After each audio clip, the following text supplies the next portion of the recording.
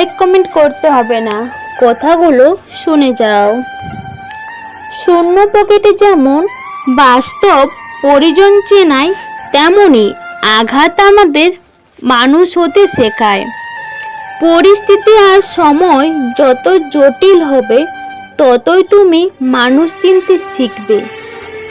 মানুষ কি ভাববে এটা ভাবতে ভাবতেই আমরা নিজেদের নিয়ে ভাবতে ভুলে যাই।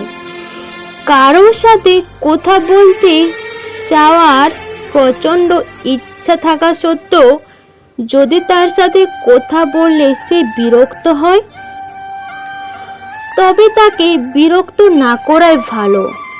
সবার পছন্দ ভালো লাগা তো আর এক নয়। তুমি যাকে আপন ভাবছো সে হয়তো তোমাকে মনেই রাখে না। সুখ মানুষের জীবনে অহংকারের পরীক্ষা নেয়, আর দুঃখ মানুষের জীবনে ধৈর্যের পরীক্ষা নেয়। আঘাত করবার একটা সীমা আছে, যেটাকে অতিক্রম করলে আঘাত অসুন্দর হয়ে ওঠে, আর তখনই তার নাম হয় অবমাননা। যদি কাল কিছু অর্জন করতে চাও, তবে আজ থেকে পরিশ্রম করা শুরু করে দাও।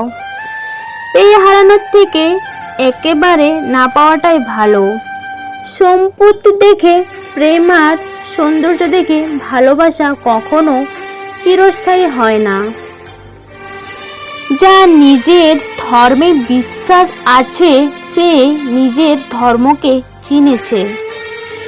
সে কখনো অন্য ধর্মকে ঘৃণা করতে পারে না।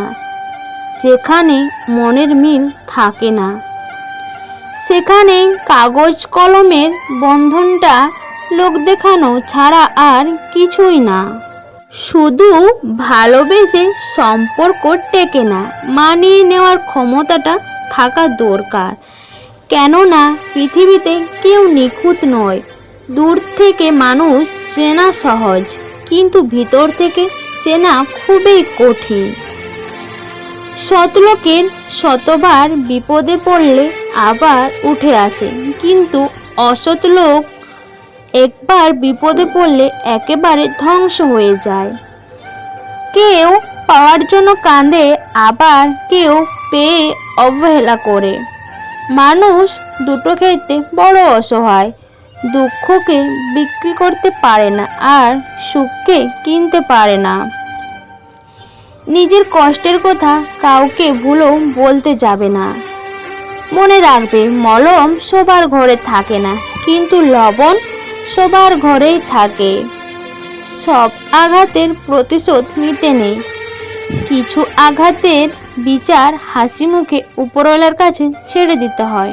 রাগের মাথায় কাউকে অনেক আঘাত করে কথা বলার পরও যদি সে চুপ থাকে, তাহলে এটা বুঝে নিও না যে সে কষ্ট পায়নি, অথবা তার কাছে কোনো উত্তর নেই।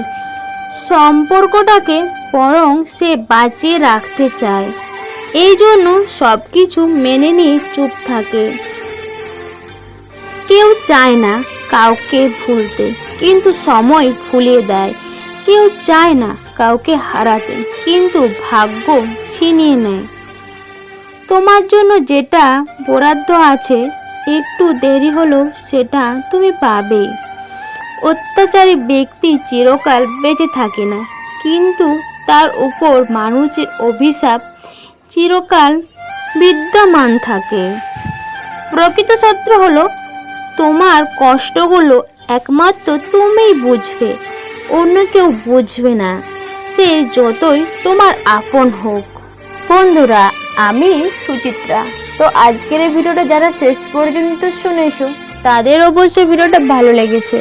আর যদি ভিডিওটা ভালো লেগে থাকে, অবশ্যই তোমরা তোমাদের ফ্রেন্ডের সাথে শেয়ার করবে, আর লাইক কমেন্ট করতে একদম ভুলবে না। আর যারা নতুন বন্ধুরা এখনও আমার এই চ্যানেলটাকে সাবস্ক্রাইব করোনি, প্লিজ দেরি না করে চ্যানেলটা ঝটপট সাবস্ক্রাইব করে দাও।